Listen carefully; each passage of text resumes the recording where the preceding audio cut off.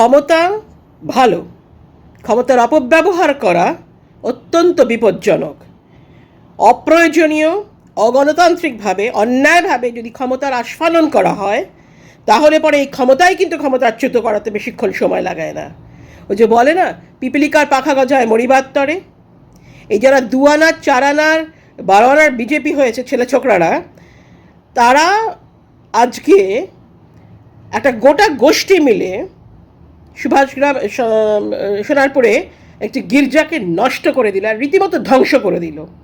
গির্জার ছাদে উঠে সেখানে ক্রাইস্টের যে মূর্তি রয়েছে সেটাকে তো নষ্ট করলো, ক্রসটাকে নষ্ট করে দিল, পুরো ধরে ভেঙে ফেলে যাচ্ছে তাই অবস্থা। নিচে সমস্ত মানুষ তাকিয়ে তাকিয়ে দাঁড়িয়ে দাঁড়িয়ে দেখছে, কেউ কেউ মোবাইলে ভিডিও তুলছে, ফটো তুলছে, এই সমস্ত। কিন্তু কেউ এসে বারণ করছে না, কেউ একবারের জন্যও। সাধারণ মানুষ তো এই সমস্তর মধ্যে ঢুকতে চায় না, কারণ সেখানে যতজন বিজেপির এই সমস্ত লোকেরা ছিল, সদস্য সমর্থক যাই হোক না কেন, এই দুদিনের সমস্ত চামচিকে বিজেপি, আমি এগুলোকে চামচিকে বিজেপি বলি, এই চামচিকে বিজেপি, কারণ বিজেপির যারা আদি, যারা অরিজিনাল, যারা পুরনো, তাদের একটা ইডিওলজি আছে। তারা এই ধরনের অন্যায়, অসভ্য অপকর্ম করে না। আমি তাদের সম্মান করি, আমি তাদের শ্রদ্ধা করি। কিন্তু এই দুদিনের বিজেপি যেগুলো হয়েছে, ছেলে ছোকরাগুলো, চাই চামচিকে বিজেপিগুলো, এগুলো একটা গোটা দল মিলে ওখানে দাঁড়িয়ে সমস্ত পুরো গির্জাটাকে নষ্ট করলো, ওপরে ক্রসগুলোকে ভেঙে ফেললো, মূর্তি যা ছিল সেগুলো ভেঙে ফেললো। ভেতরে কিছু করেছে কি না সেটা ধামাচাপা দেওয়ার জন্য ভেতরে কোনো রকম কোনো প্রয়োজনীয় বা দামি বা সেরকম আসবাবপত্র, জিনিসপত্র যা যা একটি গির্জায় থাকতে পারে, যে কোনো উপাসনালয় থাকে, সেই সমস্ত নষ্ট করেছে, ধ্বংস করেছে, বা সেখানে কোনো রকম অপকর্ম করেছে কি না, এবং সেটা ঢাকার জন্যই গির্জাটাকে নষ্ট করে ফেলছে, ধ্বংস করে ফেলছে, সেটাও একটা বড় প্রশ্নচিহ্নের মুখে। কিন্তু আজকে আমি অবাক হয়ে যাই, যেই এলাকায় এটা হয়েছে, বিজেপির তো মণ্ডল বলে একটা জিনিস আছে, সেখানকার মণ্ডল সভাপতি যারা রয়েছে, যারা অন্যান্য মণ্ডলের মেম্বার্স যারা সদস্য রয়েছে, বা জেলার যে সভাপতি রয়েছে, জেলার যারা মেম্বার্স রয়েছে, যারা পদাধিকারী রয়েছে, তারা কি কেউ খবর পায়নি? এটা কি বিশ্বাসযোগ্য? তারা কেন এসে সঙ্গে সঙ্গে এই জিনিসটা প্রতিরোধ করলো না? কেন বারণ করলো না? কেন বাধা দিল না? এবং যে ছেলেটি ওখানে এই কাজটা করছে, যে দুষ্কৃতী আমি বলবো, যে দুষ্কৃতী ওখানে দাঁড়িয়ে কাজটা করছে, সে একদম বুক ফুলিয়ে এই জিনিসগুলো নষ্ট করে ক্রসগুলোকে ভেঙে ফেলার পরে সে টাইটানিকের মতো পোজ দিয়ে ওখানে দাঁড়িয়ে রয়েছে। এটা কত বড় একজন বিপ্লবী, কি বিশাল একটা জয় করে এসছে, যেন একদম মনে হচ্ছে এভারেস্ট জয় করে এসছে, সারা পৃথিবী জয় করে এসছে, এমনভাবে বুক ফুলিয়ে ওখানে দাঁড়িয়ে বুক চিতিয়ে হাত সরিয়ে টাইটানিক পোজ দিয়ে যাচ্ছে। আর নিচে থেকে সবাই হাততালি দিচ্ছে, যারা সমস্ত বিজেপির, বোঝাই গেল সদস্য সমর্থকরা রয়েছে। সাধারণ মানুষ তো কখনো এর হাততালি দেবে না, সাধারণ গ্রামবাসীরা কখনো হাততালি দেবে না, সাধারণ এলাকাবাসীরা হাততালি দিতে পারে না, তারা দেবে না, তারা চুপ করে থাকবে। কারণ যে হারে এরা অসভ্যতামি শুরু করেছে, এবং যে হারে যতজন ওখানে বিজেপির লোকজন ছিল, তারা যে হারে করছিল, যে কোনো একটা একটা অনভিপ্রেত পরিস্থিতির উত্থাপন হতে পারতো।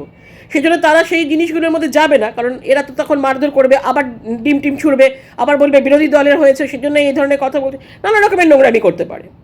কিন্তু আমার প্রশ্ন হচ্ছে, যারা ওখানে পদাধিকারী রয়েছেন, মণ্ডলের হোক জেলার হোক, তারা কেন আপনারা সঙ্গে সঙ্গে এই ব্যাপারটাকে বন্ধ করিয়ে দিলেন না?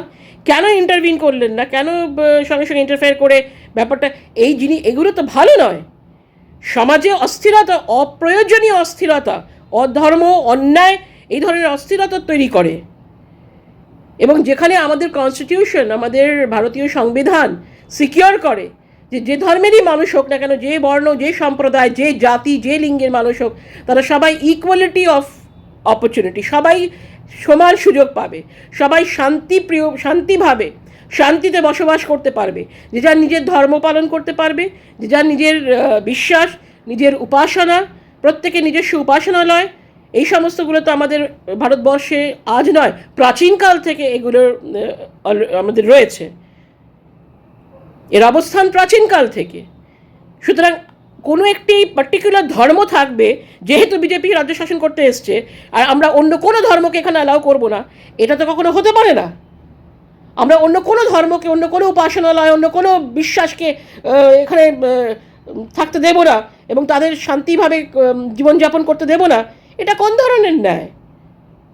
আমি তো বলবো বিজেপির যারা ঊর্ধ্বতন কর্তৃপক্ষ রয়েছেন, মাননীয় মুখ্যমন্ত্রী রয়েছেন, মাননীয় অন্যান্য মন্ত্রীরা রয়েছেন, মাননীয় রাজ্য সভাপতি রয়েছেন, আরও যারা বিজেপির বড় হর্তাকর্তা বিধাতারা রয়েছেন, তারা এগুলোকে বন্ধ করান, এগুলোকে ইমিডিয়েটলি বন্ধ করেন। তাহলে এই ধরনের ক্ষমতার আস্ফালন কিন্তু আপনাদের সর্বনাশের মূল কারণ হয়ে দাঁড়াবে। এই জিনিস বাংলায় চলে না, পশ্চিমবঙ্গে আমাদের কোনোদিন এই ধরনের জিনিস ছিল না। আমরা সবাই একে অপরকে নিয়ে বাঁচতাম, একে অপরকে নিয়ে আমরা বসবাস করেছি, শান্তিতে বসবাস করেছি। আমাদের এখানে গির্জা আছে, মসজিদ আছে, মন্দির আছে, পার্সিদের উপাসনালয় রয়েছে, গুরুদুয়ারা রয়েছে, সবই রয়েছে। আজকে মসজিদ ভাঙছে, গির্জা ভাঙছে, কালকে গিয়ে গুরুদুয়ারা ভাঙবে, তারপরের দিন অন্য কিছু ভেঙে দেবে, তারপরের দিন মানুষকে ঘর থেকে বেরোতে দেবে না, অন্য ধর্মের মানুষকে ঘর থেকে বেরোতে দেবে না। এ কী অসভ্যতামি!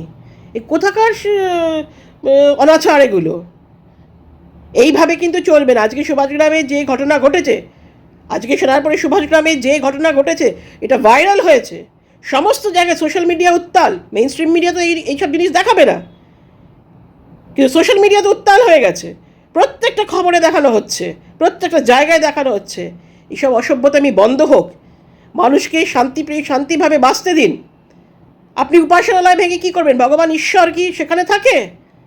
ভগবান ঈশ্বর তো মনে থাকে, আচার বিচারে থাকে, মানুষের ব্যবহারে থাকে, মানুষের মনে থাকে, মানুষের মন মস্তিষ্ক থাকে, মানুষের ভালোবাসার মধ্যে থাকে, মানুষের সম্মান শ্রদ্ধার মধ্যে থাকে। এইভাবে কেউ কখনো কারোর উপাসনালয় ভেঙে ফেলে? এই সমস্ত কোথাকার দুষ্কৃতি! এইসব দুষ্কৃতীদের ইমিডিয়েটলি অ্যারেস্ট করা উচিত। যারা এরকমভাবে গির্জাটা নষ্ট করে ফেলেছে, ভেঙে ফেলেছে, ধ্বংস করেছে, তাদের ইমিডিয়েটলি অ্যারেস্ট করা উচিত এবং এমন সাজা দেওয়া উচিত যেটা দৃষ্টান্তমূলক হবে সমাজে। যদি অন্য কেউ মনে করে যে আমি এরকম ধরনের কাজ করব, বা এই ধরনের মনোভাবনা যদি কারোর থাকে, এই ধরনের মনস্কামনা যদি কারোর থাকে, তাতে যেন ইমিডিয়েটলি বিরত হয়। ধিক্কার জানাই আমি। লজ্জা, লজ্জা, লজ্জা, সমাজের লজ্জা। আমাদের ইউনিটি ইন ডাইভার্সিটি, আমরা বহুত্ববাদী, বিশেষ করে বাংলায়, পশ্চিমবাংলায় তো বহুত্ববাদী, আমরা বহুত্ববাদীর মধ্যে ঐক্যতা খুঁজে পাই এবং প্রত্যেকে একে অপরকে আমরা ভালোবেসে, শ্রদ্ধা করে, সম্মান করে আমরা বসবাস করি। এটাই বাংলার কালচার। এই সমস্ত অসভ্যতামিগুলো আর কিছু হলেই জয় শ্রীরাম, জয় শ্রীরাম, জয় শ্রীরাম। ওই জয় শ্রীরামের একটা নারা লাগালো, আর ওই একটা স্লোগান করলো, আর ওই করে হয়ে গেল। এটা অসভ্য, একদম যাকে বলে কলঙ্ক।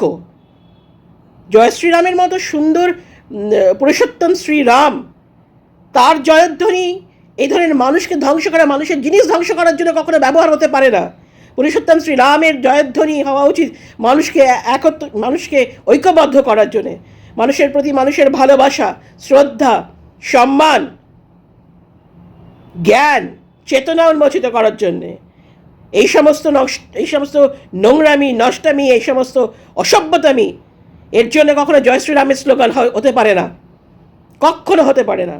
বিজেপি নেতা নেত্রীদের দেখা উচিত যে এই ধরনের আস্ফালন আপনাদের কিন্তু নিয়ে ডুববে, আপনাদের সমস্ত